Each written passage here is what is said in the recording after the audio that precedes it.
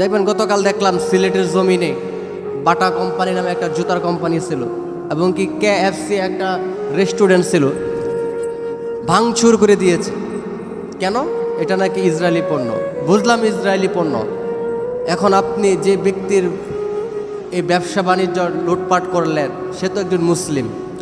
এক মুসলিমকে বাঁচাতে গিয়ে আরেক মুসলিমকে ধ্বংস করলেন। তার পূর্বে আপনাদের উচিত ছিল কি তাকে একটা নোটিশ দেওয়া যে ভাই আপনি ইসরায়েলি পণ্য ব্যবহার করবেন না। ইসরায়েল কেন ব্যবহার করবেন না? ইসরায়েল মুসলমানদেরকে নির্যাতন করতেছে।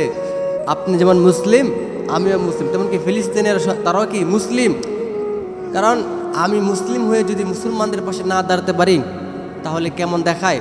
আপনার আমার উচিত ছিল কি মুসলমান হিসেবে এই ইসরায়েলি পণ্য বয়কট করা, না ক্রয় করা, দোকান থেকে না ক্রয় করা। আমি আর কি করলাম, আরেক মুসলমান ভাইকে গিয়ে তার ব্যবসা বাণিজ্য ধ্বংস করে দিলাম, লুটপাট করলাম, চুরি করলাম, ডাকাতি করলাম।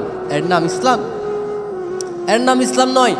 আমরা আজও নিজেদেরকে বাঙালি জাতি হিসেবে পরিচয় দিতে লজ্জাবোধ করি, কারণ আপনাদের মতো কিছু লোকদের কারণে আমরা নিজেদেরকে পরিচয় দিতে লজ্জাবোধ করি। কারণ সারা বিশ্বের মানুষ দেখলো, সোশ্যাল মিডিয়াতে ইন্টারনেটে এটা ছড়িয়ে পড়েছে যে ফিলিস্তিনিদের পাশে দাঁড়াতে গিয়ে জিহাদের ঘোষণা দিয়ে তারা গিয়ে লুটপাট করলো, চুরি করলো, ডাকাতি করলো। এটা তো সারা বিশ্বের মানুষ জানলো বাংলাদেশের মুসলমানগণ চোর বাটপার।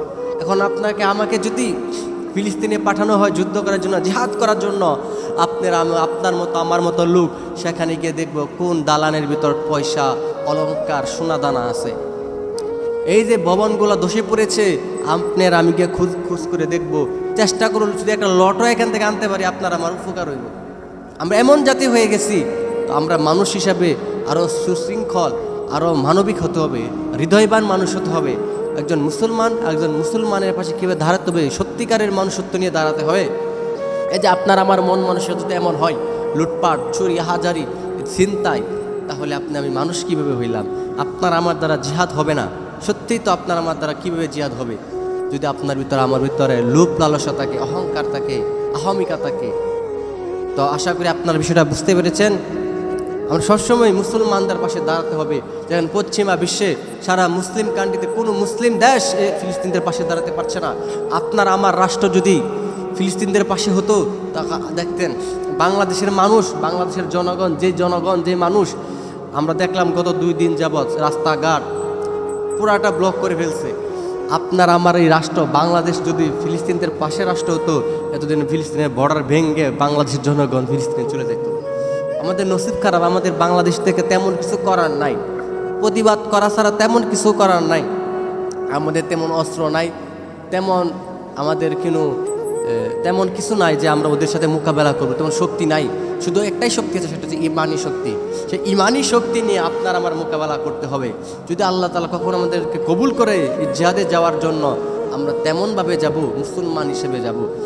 আমাদের মন মানসিকতা এমন হতে হবে যে এক মুসলমান হিসেবে মুসলমান ভাইকে রক্ষা করতে গিয়েছি, চুরি ডাকাতি ছিনতাইকারী হিসেবে যাতে না যাই। বিশ্বের প্রত্যেকটা বিশ্ব যেন আমাদেরকে এমনভাবে চিনে যে আমরা ইমানি শক্তিতে শ্রেষ্ঠ। হয়তো আমাদের অস্ত্র নাই, তেমন শক্তি নাই, যাতে আমাদের ইমানি শক্তিতে আমরা শ্রেষ্ঠ হতে পারি, সেইভাবে আমাদের জীবনযাপন করতে হবে। এবং সারা পুরো বিশ্বের মুসলিম যে বড় বড় নেতা আছে তারা যেন ফিলিস্তিনের পাশে দাঁড়ায়, সেই কাম্য আমি রাখছি।